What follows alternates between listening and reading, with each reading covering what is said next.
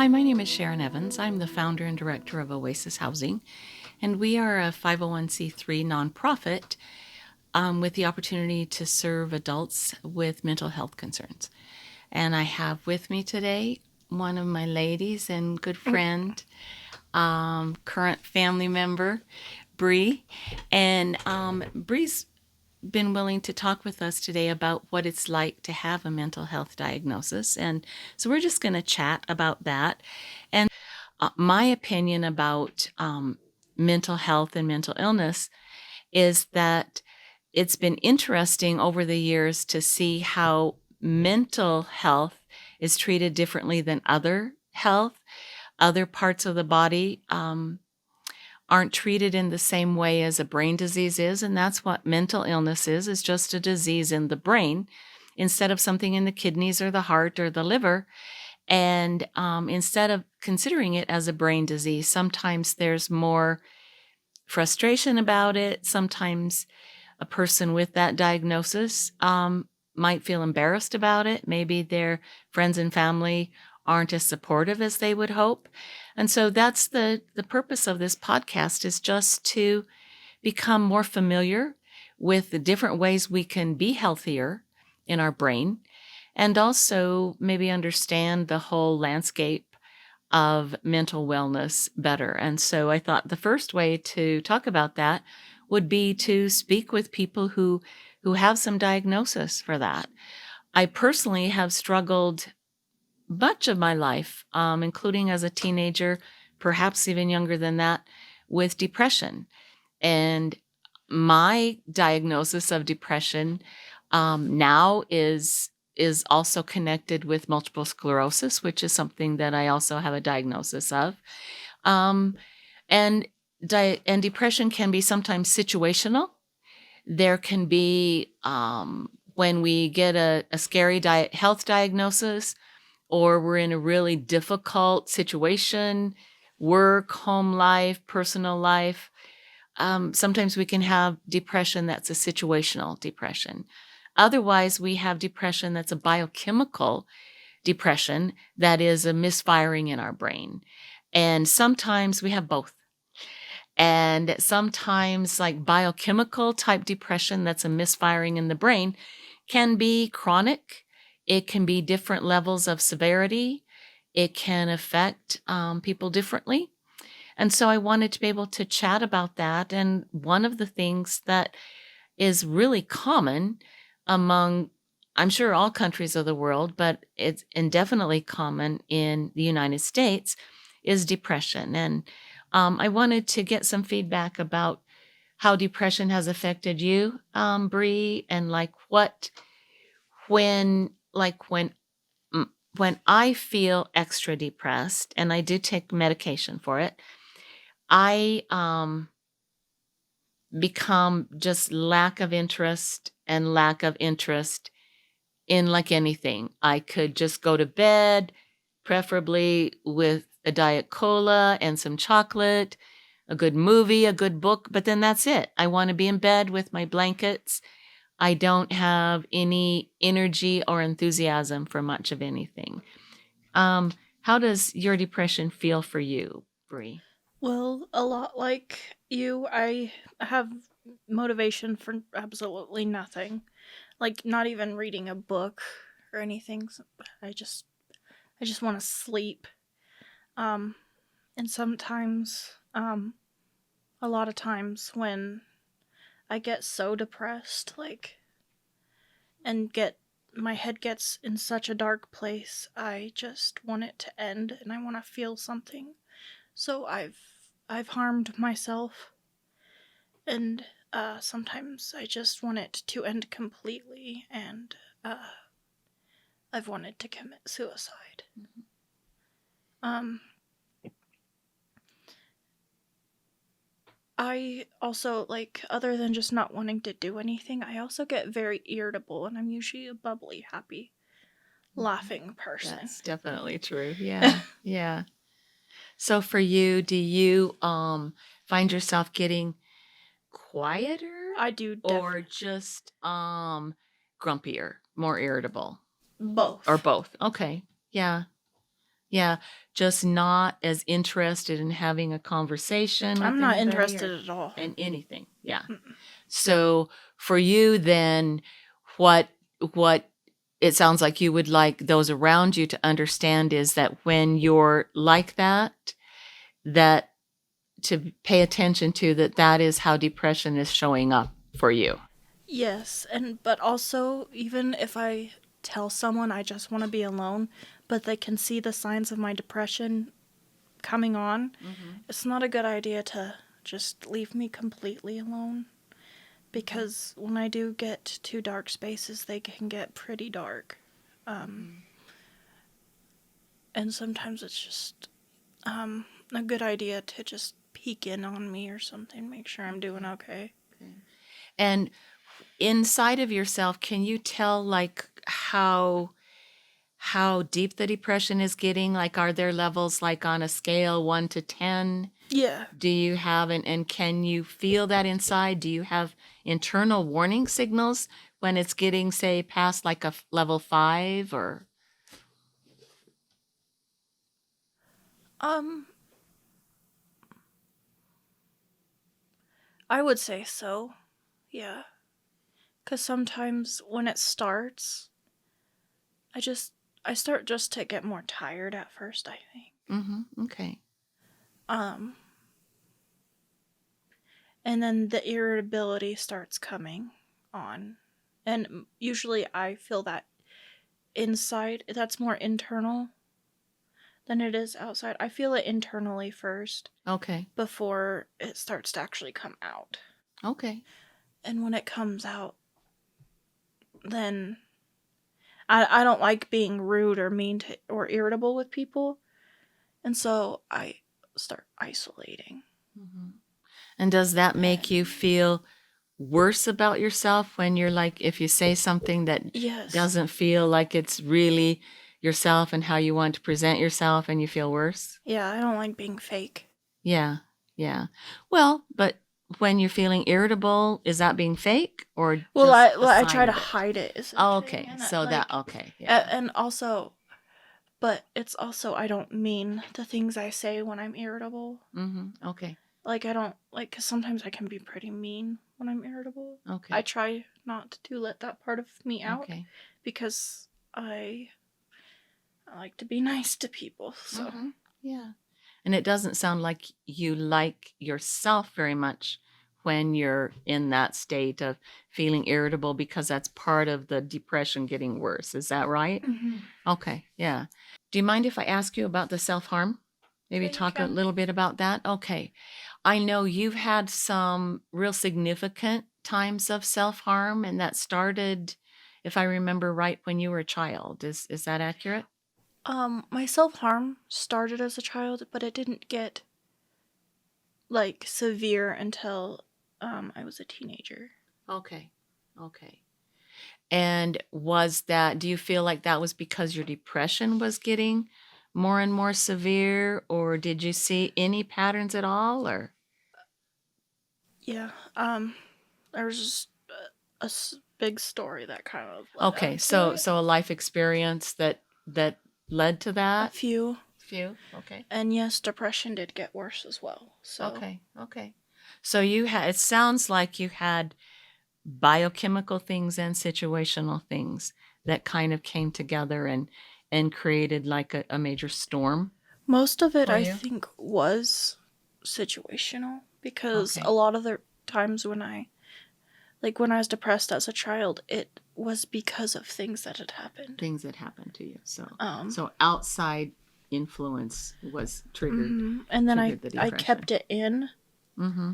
um, and I hid it from people, and over time it built up. Okay. So, Yeah. Yeah. That's one of the sad things about mental health, mental illness, the lack of mental health is that people think that it's just going to go away if you ignore it. And science is showing us now that it doesn't go away and things can build up and be present. Some significant and serious depression can be present in children. It's not just an adult thing. It's not just a time of the month thing. It's not just associated with any one thing, and it can start to be really significant and harmful, even in children. And no one saw the depression or anything in me until I was a teenager.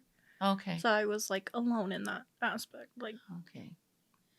for And a long time. if you were like many teenagers, of course, I like to think I was totally perfect, but many teenagers act out, and that's a way of expressing emotions. And even those of us who were working hard to try to be perfect and act perfect and be treated perfectly, um, had emotions. And sometimes, as a teenager especially, there's a lot of acting out, which then, of course, doesn't tend to bring positive feedback. Do you feel like any of those acting out things was acting out part of your depression and your self-harm? Did that make any I don't difference think for so. you? You don't think so? Okay. Well, that's good to know. But I did act out. That's helpful. That's what I heard. You told me that before, that you had some acting out issues. And I just wondered, sometimes people, like family members, parents, friends, even therapists, want to know what's connected to this and what's not.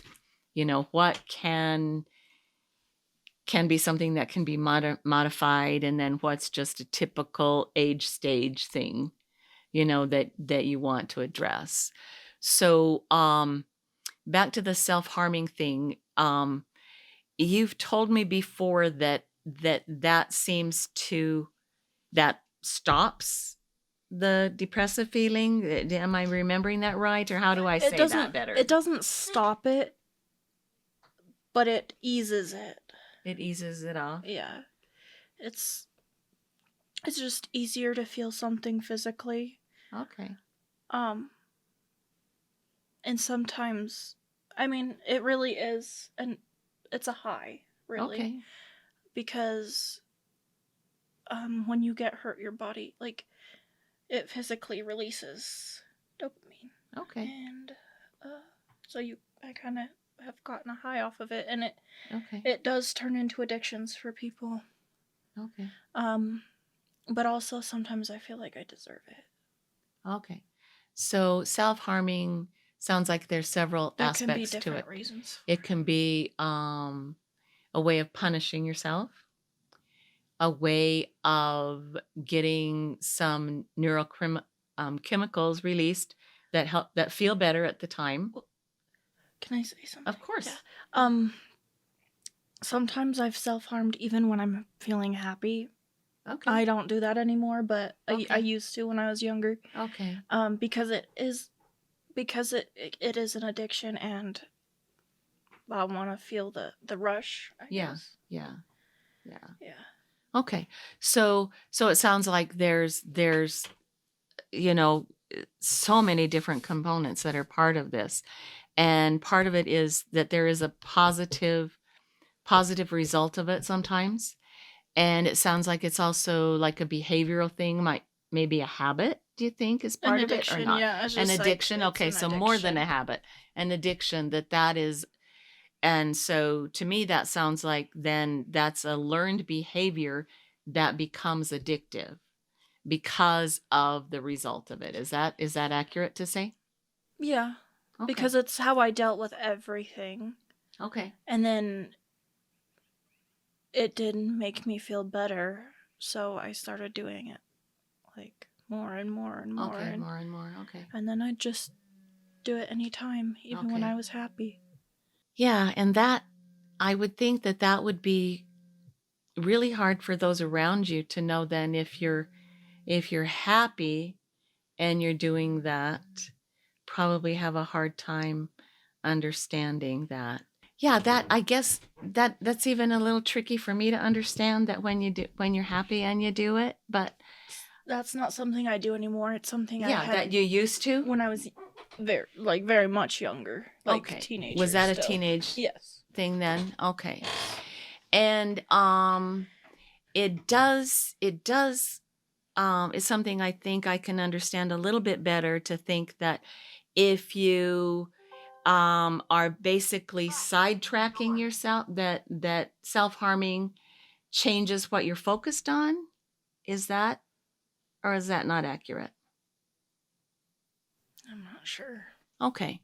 It just seems to me like I know when I'm trying to do something simple, like when I'm getting a blood draw or a shot that is, or a bunch of shots or vaccines at the same time. Like a I do a distraction. little, I put my fingernail into the other finger and do a little um pinch thing, because then I'm focusing on that instead of on the blood draw or the shot. So that's why I was yeah, asking that, that wondering. makes more sense. Yeah, I'd rather, again, rather feel the pain physically than emotionally. Yeah. So it's like a Okay. distraction kind of. Okay.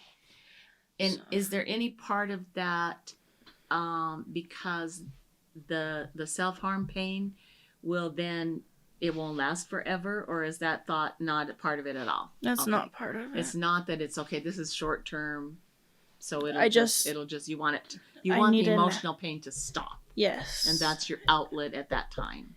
Yeah. Okay.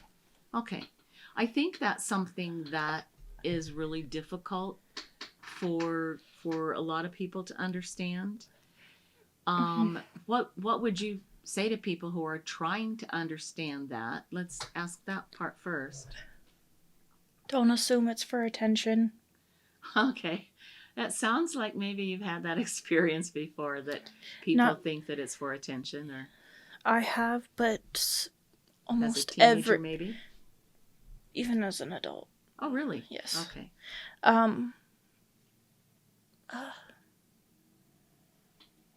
That people think you just want maybe to have the awesome opportunity to go to the ER, or that, and that's be held that's down not, and be held. Oh yeah. That's what I'm being sarcastic in that, knowing that. Oh, I know you're being sarcastic. Yeah. That, so it's not hasn't ever been for you a way of getting attention. So there are some people who have done it for attention, yes. But it's not as many. It's I don't think it's the majority of self-harmers. Okay. Yeah, it's a pretty drastic thing. Yeah, that's the word that was coming to my mind. Very drastic thing. Because there's so many other things you could do for attention. There's a lot of other less painful and less expensive and less disruptive to your life things to do to get attention, instead of self-harming. Has that been, because I know you've made just awesome progress in that, just wonderful progress in that, what has helped you to do that less and less and less?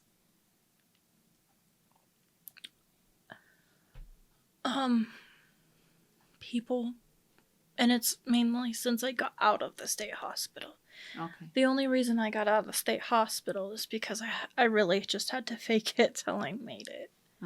And that was way harder than it sounds. Oh, I'm sure. Way harder. But just actually finally having people I feel like they actually care. Like I can feel it. They're not just saying it, you know, because there's a difference. I do. I think most of us have had that experience where you feel somebody's like, they say they care, but they are not showing it. The actions don't match that. Yeah. And their word, like their other words that they've said to me, and like. Okay. Sure. Okay. Like, when I was in the state hospital, the doctor was threatening to make me homeless if I self-harmed again. And I have had no experience in even trying to get a job or anything, and I don't even know how to find my way around. Like, someone who cares about you doesn't just throw you out with not knowing not the anything. skills, not the Yeah. background, not the no support system. Mm-hmm. Yeah, I know that Like, you're, because you were in the state hospital for many years, weren't you? yes. About 5, is that right? Yes. About 5 years. For Okay. like, I was there twice. I was there once as a teenager as well for a little, just over a year, I think. Okay. And then in your And then when I turned 18, okay. up until almost a couple years ago now. Yeah, yeah, yeah. So some really important stages of your life were spent in an institution because of something that you didn't choose. And that's something that I really, that was a big motivation factor for me to decide to do a podcast where we just talk about real stuff about mental health, is that it's not a choice. It's not a voluntary, oh, I think this would be really cool, so why don't I just go get super depressed? Why don't I start seriously self-harming myself? That's one thing, like, in the when experience, like, in the state hospital, like, with people who have self-harmed, they get treated different than people who have, like, schizophrenia That's or something interesting. like that. And a lot of times schizophrenia in the state hospital has been drug induced. Okay, And so, yeah. and like, no one wants to become, like, mentally ill like that. No one. But in a way, like, when I get angry, I think about, I'm like, well, they did that to their, like, They selves. had a choice. Like, somehow. they had a choice. Yeah, yeah. I mean, usually they have a choice. Sometimes people. Well, Yeah. some schizophrenia is definitely not. In Not fact, a I think the choice. majority of it, I don't know about the state hospital because I've never worked there, but I certainly know that drug abuse does lead to an assortment of mental illnesses, and schizophrenia is one of them. Yes. But but I was saying is, so when I was there, I was diagnosed with borderline personality disorder. I actually don't have that. I was misdiagnosed there. With the team I have now, they have discovered I don't have that. Yeah. But anyways,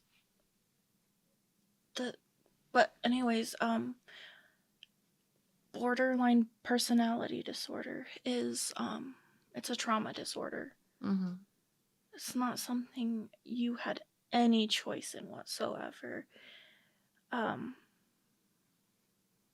So it's kind of not fair to be treated more harshly than someone who, not everybody has a choice, but that's how I was thinking. Yeah, that's how you felt, that because I self-harm and because my diagnosis is borderline personality disorder, then I'm treated as less than? Is that kind of what you're saying? Treated more harshly, and like that they expect more out of you. Okay. And even though, like, even if you're trying your best, like, okay. 'cause, I mean, I tried. I mean, eventually I succeeded, but it wasn't easy. And every time I had a, what's the word? Episode? Like a fallback. Or yeah. I was treated even worse than before. Okay. Which was harder. Like, it's just so. Yeah. I have heard some other people say that the diagnosis of borderline personality disorder is kind of like the stepchild of mental illness, the unwanted thing that people are trying to get attention, they have control over it. It isn't as serious or isn't as important as other diagnoses, and it sounds like that was your experience. Yeah. Actually, when I started getting closer to staff members there, like psych techs, they told me that before I even got there, like when they had a plan all set up for me, they were told that I had borderline personality disorder, and everybody was like dreading having me come. But they didn't even know me, and then I turned out to be a patient they really liked and could talk to, Mm-hmm. like not like deep personal stuff, but like Mm-hmm. just Yeah. talk to Yeah. Yeah. and know what I was kind of talking. Mm-hmm. They didn't. They made the assumption like that all of us are the same, and Mm-hmm. it's the same with like not everybody with schizophrenia is the same.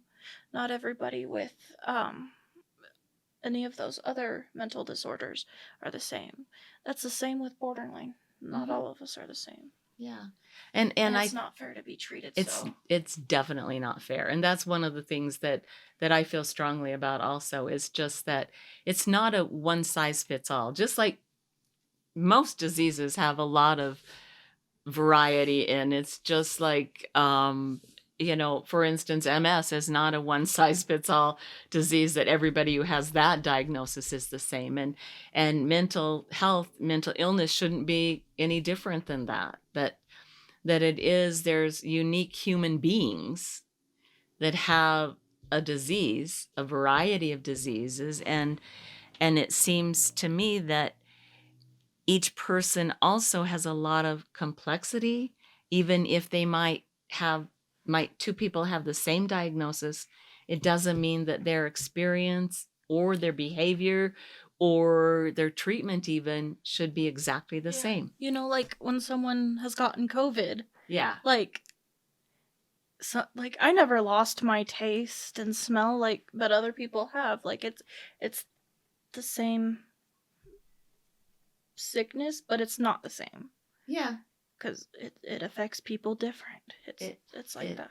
it does, Yeah. and I 100% agree. And I think that's one of the things that is important for all of us to understand is that each individual's experience with mental illness, with becoming healthier mentally, is going to be their experience. It's going to be pretty individual.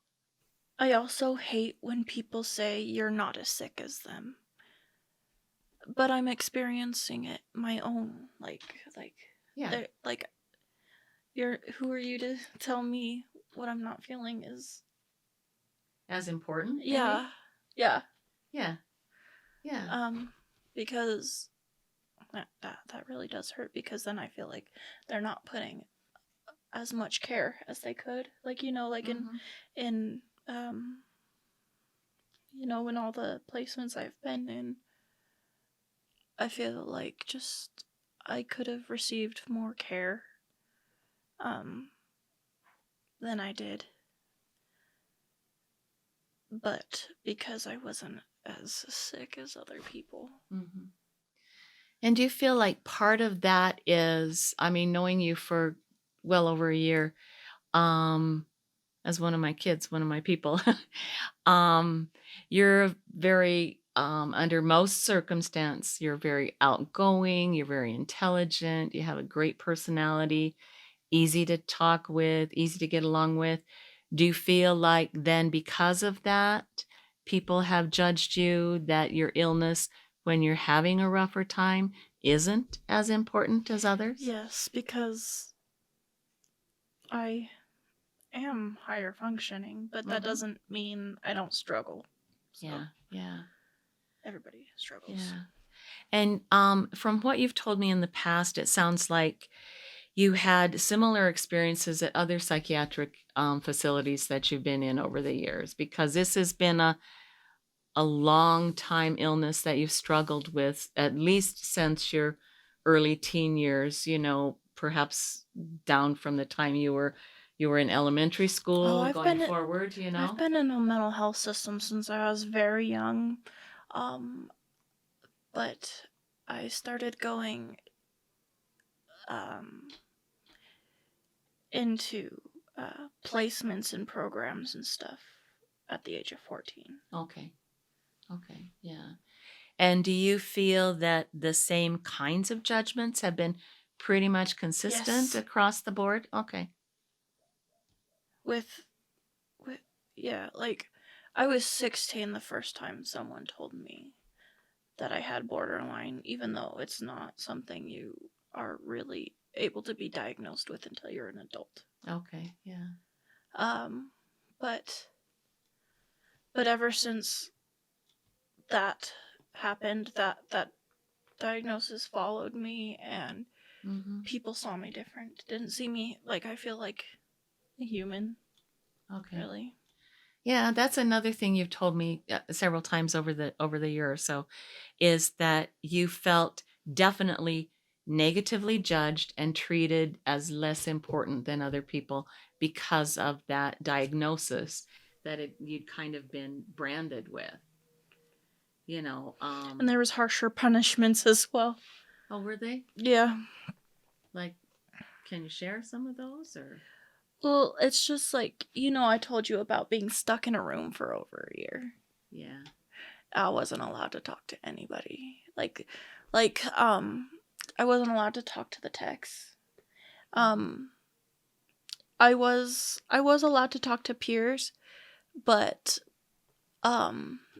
my peers were ended up being told to only be able to you can walk by and say hi, but that's it. You can't sit there and have a conversation. And have a human conversation. Yes. Okay.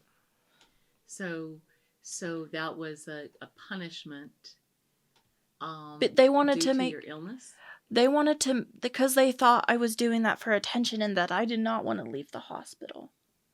Okay. And so they said they were trying to make it so uncomfortable for me to be there that I wanted to leave. I already wanted to leave. Yeah. That's no way to live. Yeah. And why would I want to stay there if I was being treated like that? Yeah. It doesn't make any sense at all, does it? No. No. So for you, some of the problem was worsened by a diagnosis that recently has been overturned, and found you have been diagnosed with something different. Um, and part of it was that you had situational things that started as a young child for you that may have sparked some of the mental health issues. It's interesting. Neuroscience is still really studying and discovering some of the root causes. I haven't seen things that are really 100% clear on any of the diagnosis. Most of my But most of my mental health Mm-hmm. has come from trauma. Okay. Because I even went through trauma as a baby, like an infant. Yeah. So yeah. I've had it hard. But Sounds I'm also not trying to take away with people who do have other illnesses, because it's hard for them too. Definitely hard for them. Yeah, I've seen it. Yeah. It's very hard. It is. And it's very hard to see, and I'm not disgusted by it. I'm not trying to say it that way. It's hard to see because I feel I wish I could help them, even though sometimes they really just they can't. That because sometimes I've seen people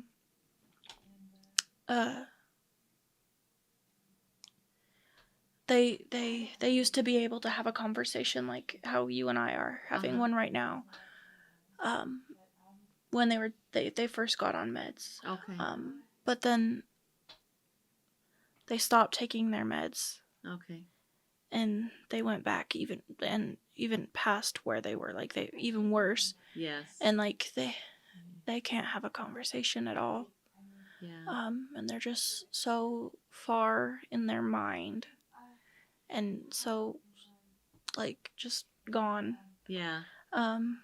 Yeah, I seen just that feel too, so bad, and that's such a and they'll never tragedy. come back. Yeah, that's what some of the psychiatrists I've worked with over the years have told me, is that's one of the dangers of people who stop taking meds, and then they slip further into the disease, and they slip so far down when they even when they're helped again or have medications that are helping, they can't get back to where they were before the slide. And so that's a major tragedy, and that's also one of the risks of that's present in most mental illness, is that that's always a risk that people need to accomplish. um, they need to be willing to accept the fact that they have an illness and take meds and things for it. And thank you so much. I appreciate your honesty and your openness of sharing your experience. And there's a Part of lot. it. Yeah, well, part of it. A Just the sliver. part. Yeah, just a sliver. And we can Yeah. talk more another time. But Yeah. thank you so much. And as you know, you're one of my favorite people of all time. So yeah, yeah, a cool young woman, and I really appreciate you. Thank you so much. You're welcome.